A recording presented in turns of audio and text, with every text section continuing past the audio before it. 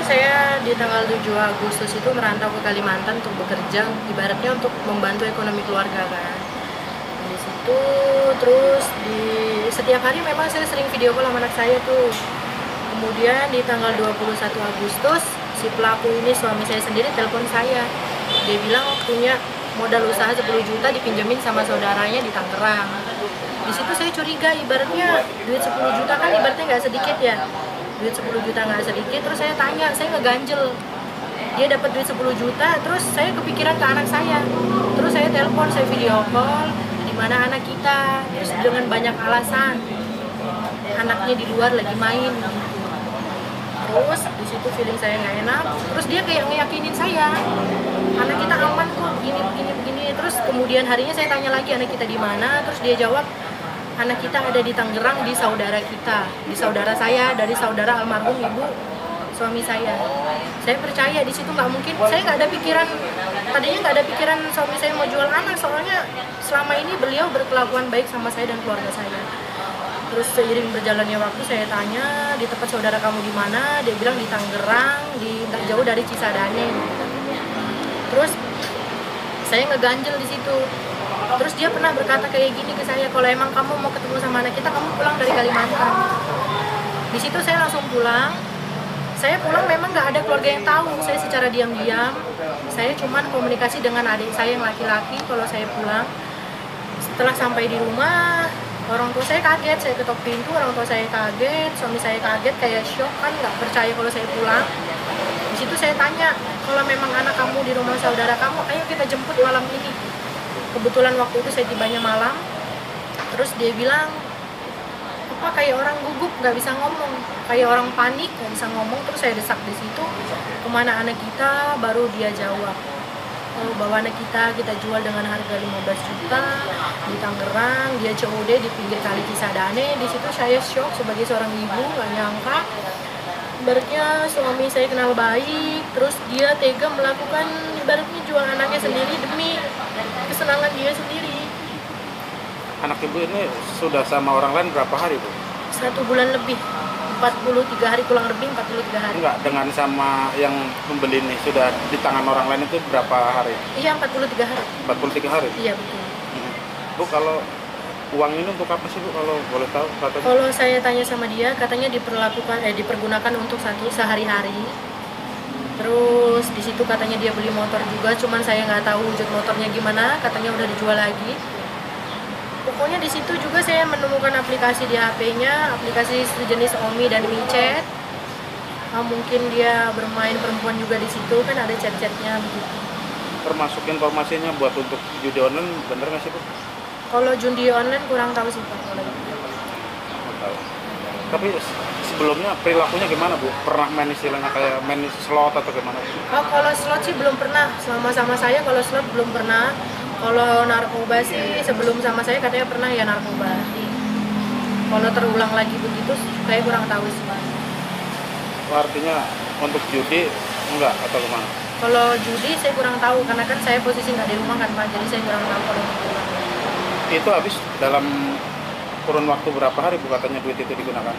Kurang lebih 1 minggu. 1 minggu habis. Iya. Menurut keterangan dari orang tua saya kan pas dia dapat uang itu jarang di rumah juga, bahkan makan juga nggak pernah di rumah. Saya berangkat di tanggal 7 Agustus, kejadian anak saya hilang ini di tanggal 20 Agustus. Melaporkan ke polisi, Bu?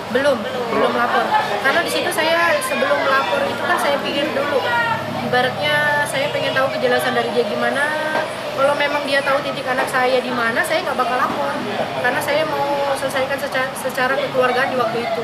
Cuman karena dia nggak bisa ngasih informasi ke saya, ditanya berbelit-belit, makanya saya sampai sejauh ini melapor. Apa ya? Iya, di tanggal 30-nya saya melapor. Di tanggal 29 itu kan saya masih kasih waktu dia 1 hari untuk mencari keberadaan anak saya di mana. Cuman dia nggak bisa kasih saya waktu. 9 hari waktunya dari tanggal 20. Oh, yang pulang itu tanggal berapa? Saya pulang tiba di rumah tanggal 29, tanggal 28 malam. Oh, 28. Itu 29. Iya, malam tanggal 29-nya kan saya ajak dia ke TKP. Terus tanggal 29-nya saya kasih waktu dia 1 hari untuk mencari anak saya. Tanggal 30-nya lapor. Tanggal 30-nya saya lapor karena dia nggak bisa ngasih saya kejelasan di mana anak saya berada. Tapi masih memang ada lost contact atau seperti apa dengan yang si ini, Bu? sama yang ngambil anak saya.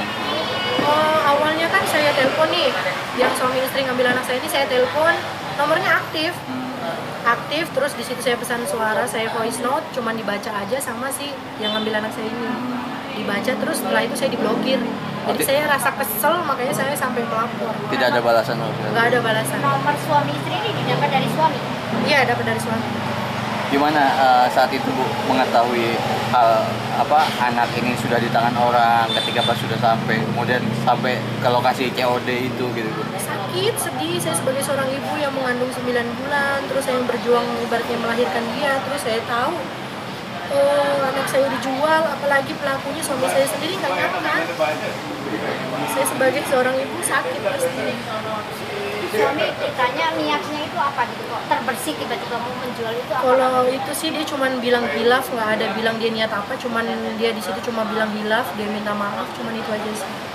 Misalnya jadi takut sama orang. Iya betul, jadi dia anak saya ceria sekarang juga. jadi takut sama orang yang tadinya ceria, dia banyak ketawa, jadi sekarang kayak ngelihat orang rame dia takut.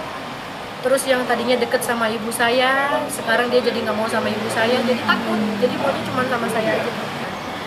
Di situ, terus di setiap hari memang saya sering video call sama anak saya tuh. Kemudian di tanggal 21 Agustus, si pelaku ini suami saya sendiri telepon saya. Dia bilang punya modal usaha 10 juta dipinjemin sama saudaranya di Tangerang. Di situ saya curiga, ibaratnya duit 10 juta kan ibaratnya nggak sedikit ya. Duit 10 juta nggak sedikit, terus saya tanya, saya ngeganjel. Dia dapat duit 10 juta, terus saya kepikiran ke anak saya.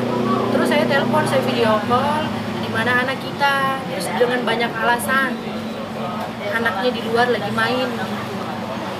Terus di situ feeling saya nggak enak, terus dia kayak ngeyakinin saya, anak kita aman kok, begini. Terus kemudian harinya saya tanya lagi anak kita di mana, terus dia jawab, anak kita ada di Tangerang, di saudara kita, di saudara saya, dari saudara almarhum ibu suami saya. Saya percaya di situ nggak mungkin, saya nggak ada pikiran, tadinya nggak ada pikiran suami saya mau jual anak, soalnya selama ini beliau berkelakuan baik sama saya dan keluarga saya.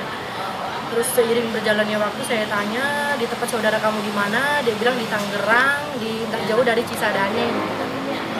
Terus saya ngeganjel di situ. Terus dia pernah berkata kayak gini ke saya, kalau emang kamu mau ketemu sama anak kita, kamu pulang dari Kalimantan. Di situ saya langsung pulang.